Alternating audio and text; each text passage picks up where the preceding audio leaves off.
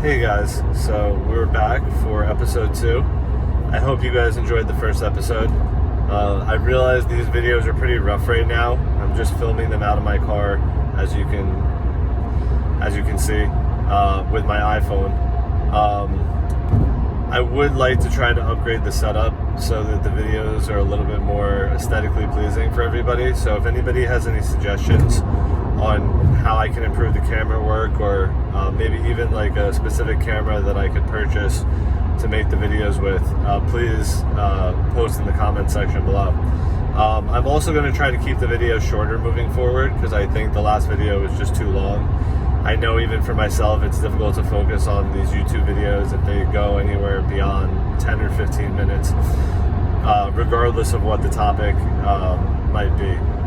So anyhow, I want to kind of step away from the topic that I was talking about last time, because I realize it's a very heavy subject and it's a very controversial subject.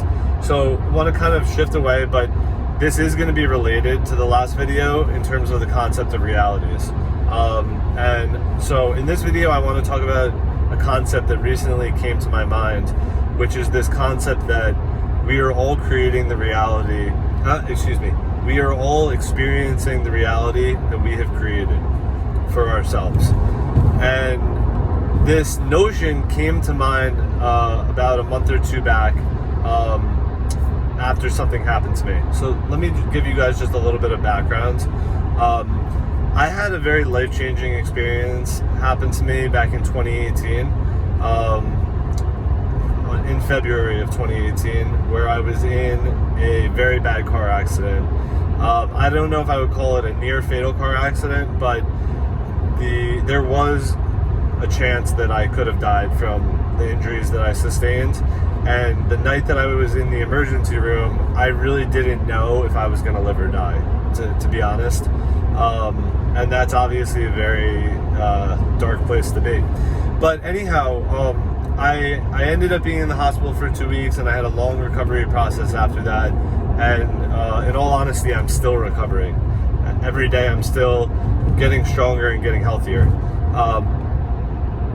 And something happened to me recently, which I believe is related to the car accident, which is, as a result of the car accident, I had to have 3 feet of my small intestines removed. Since that has happened, my entire digestion and my entire body has changed. The foods that I can eat and the way that I can digest them has changed. And I later had to have my gallbladder removed, which was also likely connected to the car accident and the surgery that ensued as a result of that. Anyhow, I recently took a trip to Las Vegas to play in the World Series of Poker, and when I returned, I wasn't feeling well. Long story short, I went to see the doctor, and they suggested that I have an endoscopy done so they can look down inside my esophagus and my stomach to see what's going on. So I went, I had the endoscopy done. Long story short, the doctor said she believes that I have a condition called EOE, which is a medical term that's difficult to pronounce, but it's a condition related to the esophagus. Anyhow, and the doctors say that they don't fully understand what causes this condition, but they believe that it's related to food allergies. This is also not a fatal condition, so I'm not in, a critical state with this, but it was something that needed to be addressed.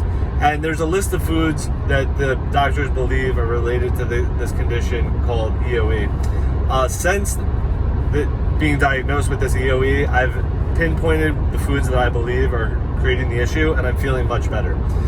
And this kind of plays into this concept that I want to talk about, which is that we are all creating our own reality. Because basically what happened to me was, when I got sick and I got diagnosed with this condition, I was very upset. And I asked in my mind the question, why did I get sick? And it's going to sound weird, it's going to sound out there to some people, but if you ask questions, you will receive the answer. It might take a week, it might take a month, but eventually the answer will come to you. So I encourage everybody, if you do have something that's bothering you in your life, or if you have a question that you're unsure of, just ask yourself, because we all have a higher self. I know it sounds kind of weird. We have a higher self. We have spirit guides who are guiding us through life. I realize this sounds extreme, but this is what I believe very strongly.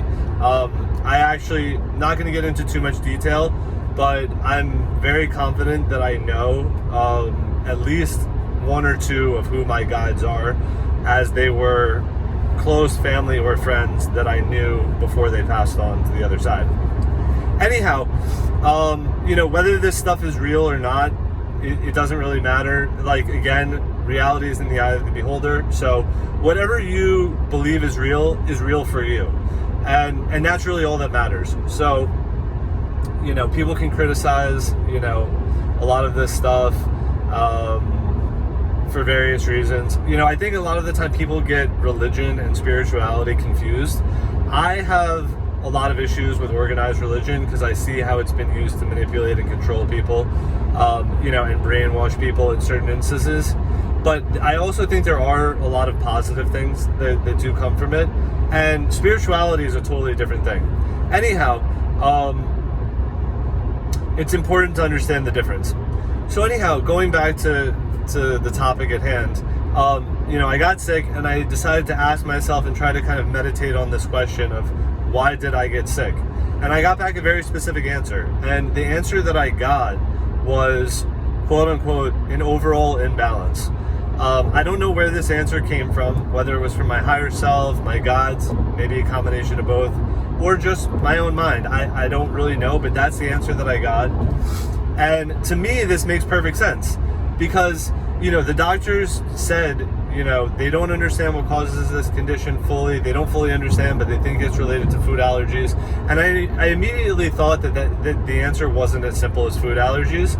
And so, when I got this answer that I got sick because I had an overall imbalance in my body, and also I felt that this concept of an overall imbalance wasn't just physical, wasn't just related to the foods that I was eating, but was related to emotional things in my life, energetic things in my life, things that are non-physical, because it's very important to create balance in your life, and balance is related to diet, it's related to physical health, exercise. It's also related to mental health, and it's very important for all of us to strive for balance in our lives, because that's, what creates harmony, balance and harmony, with ourselves, with mind, body, and spirit.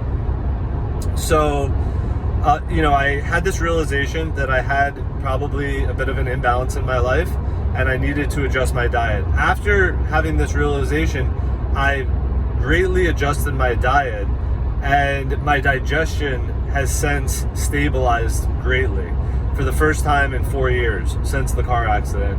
And also, I lost close to 15 pounds. I'm doing more of a plant-based diet. And I also have more energy and I feel a lot better. So I would encourage everybody to try to eat more fruits and vegetables, honestly. And if you're not feeling well, either, physically or mentally, more of a plant-based diet can provide tremendous relief for multiple ailments.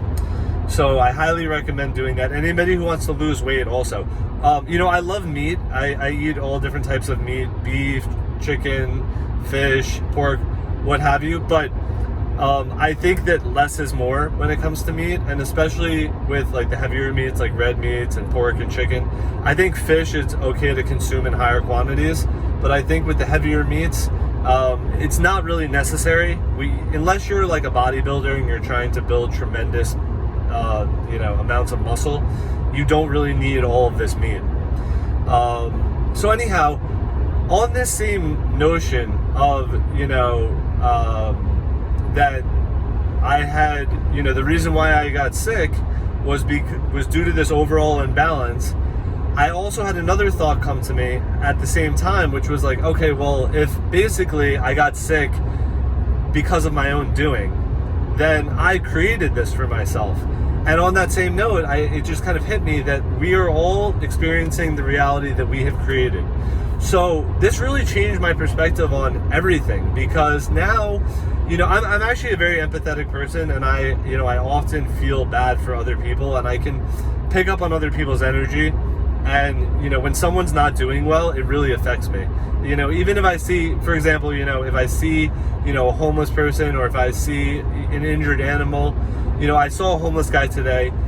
He was completely out of it. He was screaming for help. It looked like he was a zombie. It really was very sad to see. But unfortunately, you know, with if my theory is true that we're all creating the reality, that we are all experiencing the reality that we've created, well, unfortunately, on some level, he's created that for himself. And again, all of us have created that. Whatever we're experiencing, we've created it on some level. And, you know, a lot of people don't want to admit this because it's easier to, you know, point your finger and blame things on other people, which we all have a tendency to do. I think even, you know, the most advanced people have this tendency. But a lot of the time, you need to point the finger at yourself and say, what have I done to cause this? Because ultimately, you are the only thing that you have control over in this world. You know, you can't control other people. You can't control outside events, but you can control yourself. You know, I think there's a famous quote, I think it was Marcus Aurelius, I believe, said, you know, you have control over yourself, not outside events. Once you realize this, you will gain strength. Again, I'm paraphrasing, but he said something to that effect. And I think it's important for all of us to keep this notion in mind, that we are in control. We are the ones creating our reality. So if we don't like our reality, the reality that we're living and experiencing, we need to take ownership, and we need to take steps to change our reality. And I believe having this belief is very empowering. We all have a tremendous amount of power, and a lot of us are not aware of it. But you know, we as individuals, and we the people, right? The power is supposed to reside with us. Well, I'm here to say, you know, each of us needs to take back our power, and we as a society needs to take back our power, because unfortunately, in this world, whether we want to believe it or not, there are forces at play that are working to our detriment. And honestly, a lot of the time, those forces are our very selves. You know, one of my good friends, he likes to do something called kendo. It's a Japanese kind of sword fighting. They use wooden katana swords. But he showed me a little clip from one of his masters, and the master said in the video, you know, that you will meet many great opponents, you know, in your life, but ultimately the greatest opponent is ourselves. And so I will leave you guys with that. I think that, you know, we can be our greatest asset or our greatest enemy. The choice is ours, but we need to take all the steps that we can to take ownership of our actions and to do everything within our power to create the ideal lives for ourselves. I hope you guys enjoyed this video. I will be back again soon. Hope everybody has a great day.